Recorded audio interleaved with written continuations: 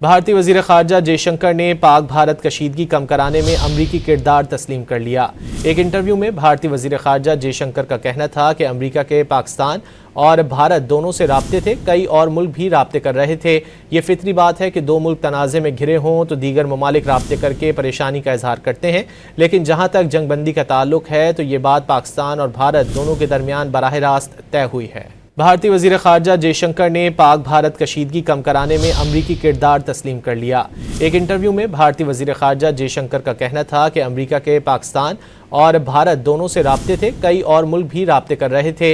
ये फितरी बात है कि दो मुल्क तनाज़े में घिरे हों तो दीगर ममालिक राब्ते करके परेशानी का इजहार करते हैं, लेकिन जहाँ तक जंगबंदी का ताल्लुक है तो ये बात पाकिस्तान और भारत दोनों के दरमियान बराह रास्त तय हुई है। भारतीय वज़ीर ख़ारजा जयशंकर ने पाक भारत कशीदगी कम कराने में अमरीकी किरदार तस्लीम कर लिया।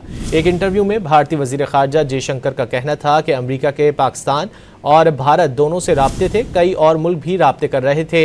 ये फितरी बात है कि दो मुल्क तनाज़े में घिरे हों तो दीगर ममालिक राब्ते करके परेशानी का इजहार करते हैं, लेकिन जहाँ तक जंगबंदी का ताल्लुक है तो ये बात पाकिस्तान और भारत दोनों के दरमियान बराह रास्त तय हुई है।